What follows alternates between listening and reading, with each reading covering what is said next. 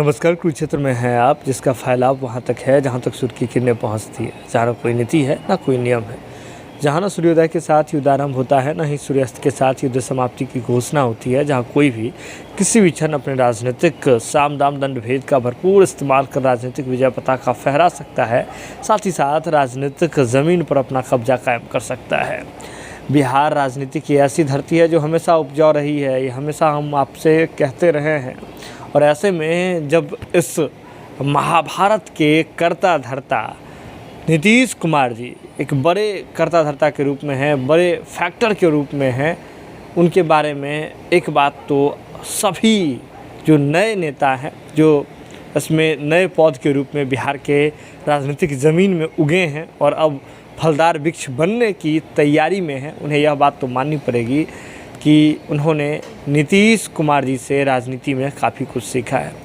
नीतीश कुमार जी ने कुछ नहीं तो यह तो ज़रूर सिखा दिया है कि दरवाज़ा कैसे हमेशा ओपन रखना है हर जगह, यानी कि आप दूसरे के भी घर में हैं तो सामने वाले पड़ोसी के भी घर में कैसे दस्तक दिया जा सकता है। यह रणनीति, यह गुर, यह चाल नीतीश कुमार जी ने सबको सिखा दी है।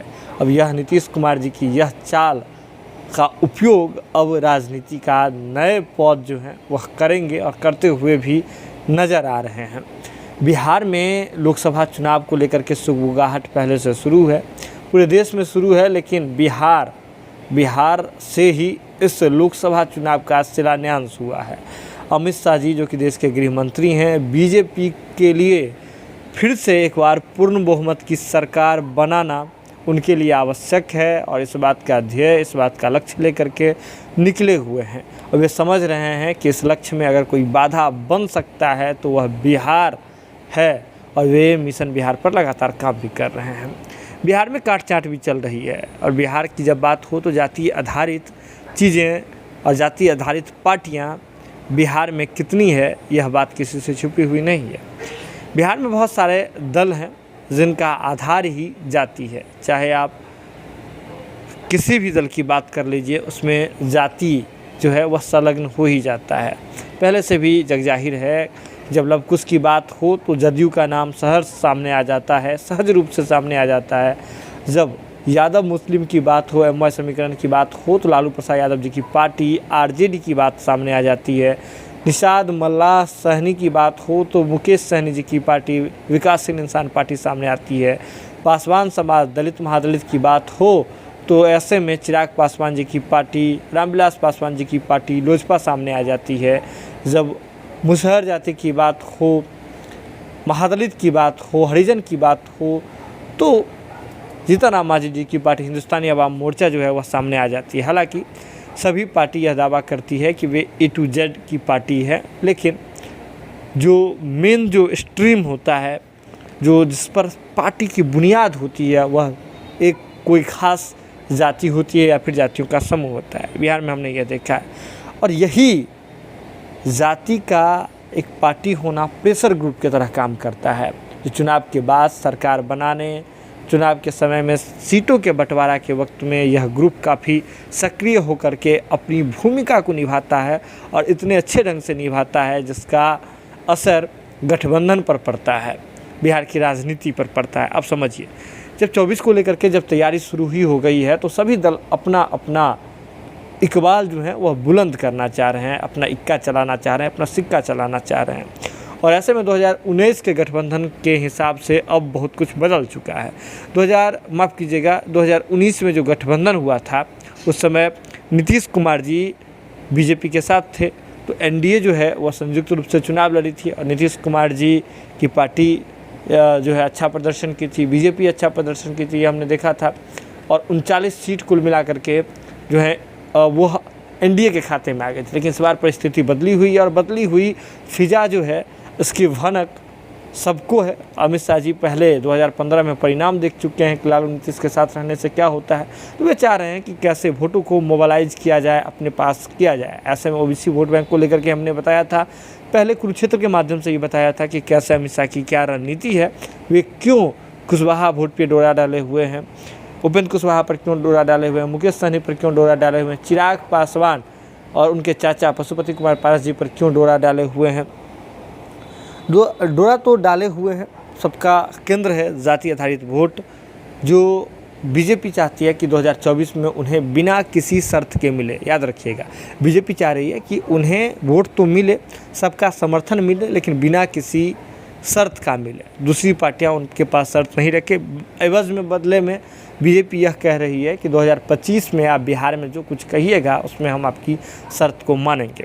इसकी दो वजह हैं। सबसे पहले वजह है कि अमित शाह जी देख रहे हैं, चाहे महाराष्ट्र का मैटर हो या फिर बिहार का ही बात समझ लीजिए ना, विधानसभा और चीज़ों को देख रहे हैं। और इस बार जब एक अलग लहर सी चली है, थर्ड फ्रंट की भी बात चल रही है, तो अमित शाह जी यह मानना है और बीजेपी का यह मानना है कि ऐसे पहले भी जो जेपी नड्डा जी ने ये बयान दिया था कि क्षेत्रीय दलों को जो है ख़त्म करना है, तो वो उनका जो बयान था वह अब आकर के समझ आ रहा है।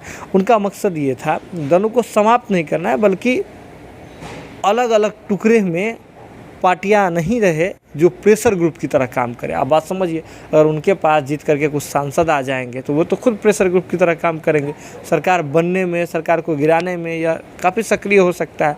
तो इसको लेकर के अमित शाह जी काफ़ी काम कर रहे हैं।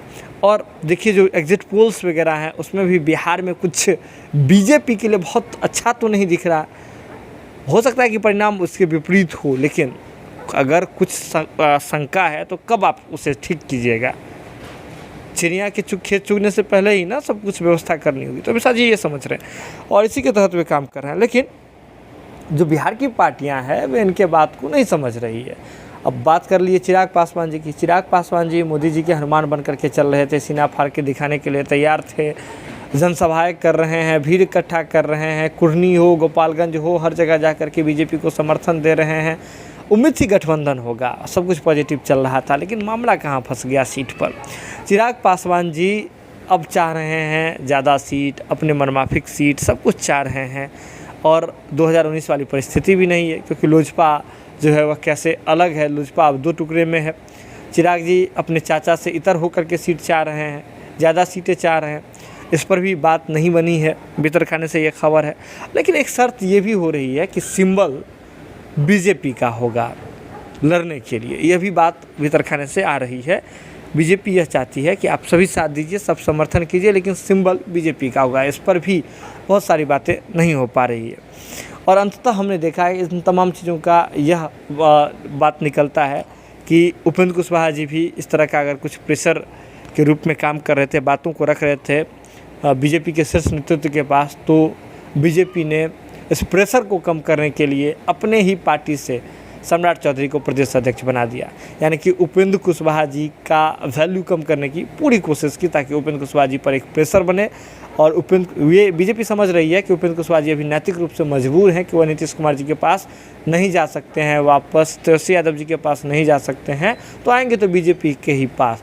तो इस प्रेशर को वो आए, लेकिन उस दमखम के साथ नहीं आए, उस प्रेशर के साथ नहीं आए, प्रेशर बनाने के लिए नहीं आए, तो इसीलिए सम्राट चौधरी को उन्होंने आगे कर दिया। अब बात लेते हैं चिराग पासवान जी की।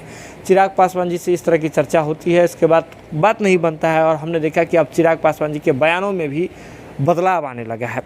कैसे बदलाव आने लगा है? तो चिराग पासवान जी अब लगातार पार्टी की, अभी आपने देखा कि पार्टी की उन्होंने मीटिंग की थी, बैठक बुलाई थी, और बैठक बुला करके उन्होंने कहा है कि उनकी पार्टी यानी कि लोजपा रामविलास जो है बिहार के सभी 40 लोकसभा सीटों पर चुनाव लड़ने की तैयारी कर रही है। तैयारी तो शुरू कर दी है। जब आप बीजेपी के लिए ही इतना समर्पित थे, हमेशा से कह रहे थे उनके हनुमान हैं, फिर क्या ज़रूरत है आपको तैयारी करने की? अब तो उनको जो बीजेपी कहती मान लेते, लेकिन नहीं, अब बात बदल गई है, हवाओं का जो रुख है वह बदल गया है। तो चिराग पासवान जी अब ये कह रहे हैं कि उनकी पार्टी लोजपा रामविलास सभी 40 सीटों पर तैयारी कर रही है। अब बात बीजेपी से थोड़ा आप देख रहे होंगे कि बातों में कितना सब कुछ बदला है। इसी मौके को भुना रहे हैं उनके चाचा पशुपति कुमार पारस जी। पशुपति कुमार पारस जी अब जो है नरेंद्र मोदी जी के कार्यकाल को, उनका जो विभाग मिला है फूड प्रोसेसिंग, उसके कार्यकाल को उनके सरकार में, उसको लोगों के सामने गिनाने में लगी हुई है। मीडिया कर्मियों का भोज करना, यह बताना कि नरेंद्र मोदी जी ने कितना अच्छा काम किया, और यह क्लियर करना कि बिहार में बीजेपी का एकमात्र सहयोगी है वह है उनकी पार्टी यानी कि राष्ट्रीय लोजपा, और वे मरते दम तक बीजेपी के साथ हैं।